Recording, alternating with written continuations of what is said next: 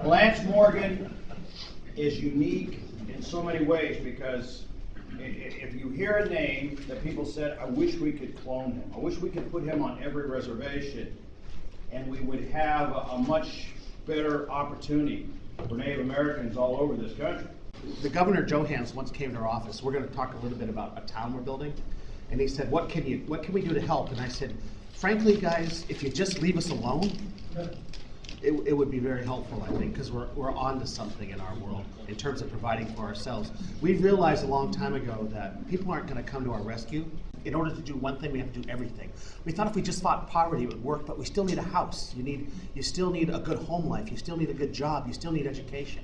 So our problems are super complex in our world, and there's not a magic bullet. It's just hard work and doing as many things as possible. And sometime this year, I think we're going to cross $3 billion in cumulative revenue. Now, if you haven't been through Winnebago, there's a sign that says 798 people, and I think there's really about 2,000 people in the area. And you're talking about an international corporation with hundreds of millions of dollars plopped in the middle of a rural Nebraska town that didn't have any history of business success whatsoever. And so you're talking about an environment that's changing dramatically in our community.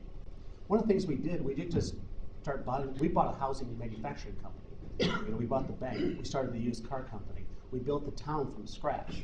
One of the things the tribe challenged, and by challenged I meant said I had to do it, was to build 200 houses in 5 years. I said, what?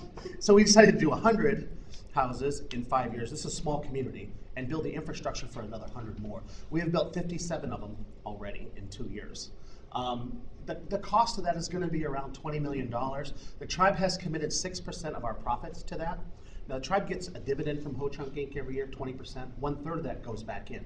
So it works out to about 6% of the profits. And so this is a company that is directly investing 6% of its income directly into housing.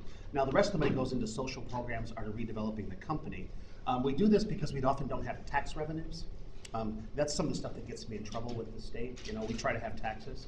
Right now we give 25% of our gas tax, which is race neutral, to the state of Nebraska. Tobacco is a little bit more controversial. We have our own factory. If you have your own factory, you don't have, if you do value added under the Supreme Court and Nebraska Attorney General, you don't have to pay taxes. So we're a little surprised sometimes what happens to us, but we'll work that out. We also, here's what's crazy, is we give a giant down payment assistance program to people.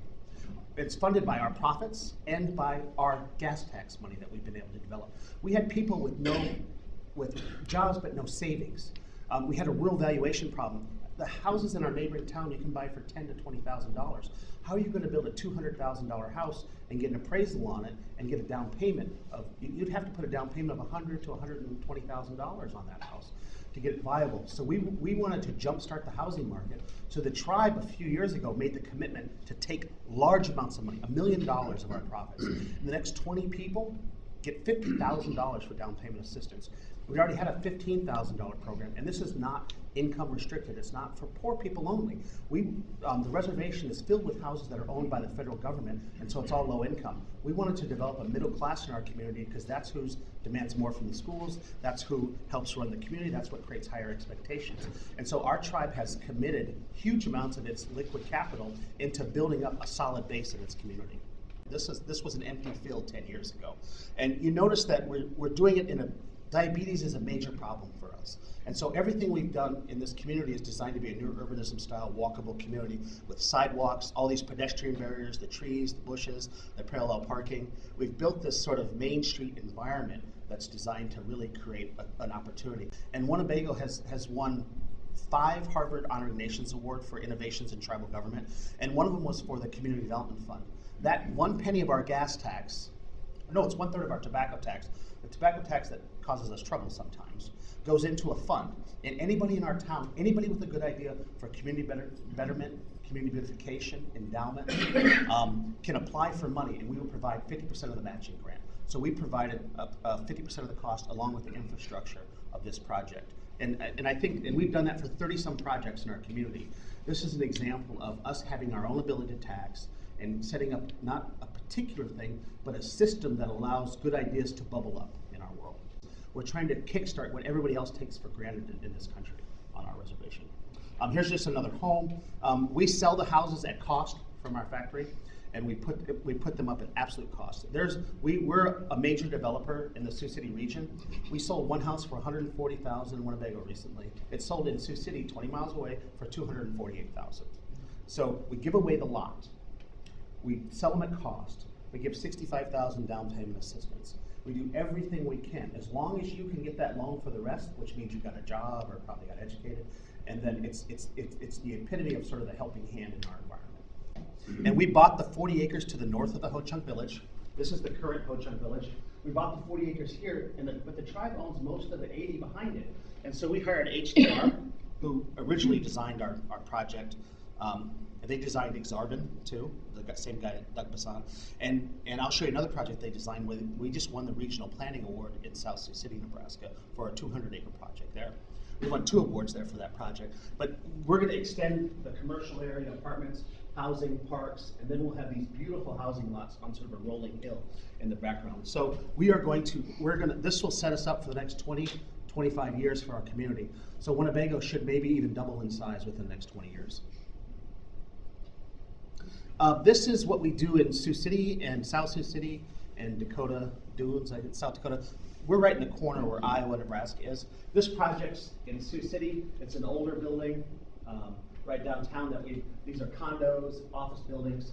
This is the Ho-Chunk Center, the largest building in Sioux City. Somebody once said, we're not going to like a Ho-Chunk word, an Indian word on our skyline. I said, you've got to be kidding me, it's Sioux City, Iowa. So, this is Flatwater. Nebraska means flat water in Oto, so we kind of like that. And that's the 200-acre project we're building. That's right here. That's in South Sioux City. And across the street, it was a pork plant that really smelled bad, and they took it away. And that created an opportunity and so we bought all of this land, a mile of riverfront and 200 acres in total. And we are building houses on it right now in cooperation with the city of South Sioux City. And I think we're trying to work with that one housing program that the new one that Nebraska has. We're trying to get on the list to do that. But this gives you a sense of the Winnebago tribe. Its success is spilling over into the other regions. And this is from one of our leaders, and Ho-Chunk Inc. is really dedicated. Our building is to Reuben Snake, one of our famous tribal leaders from the past, and a relative of mine. And this is just a quote from one of his books. When you put these footprints down, be very careful because your children are going to follow along. And I think that has a lot of meanings for everybody here as well as in our world.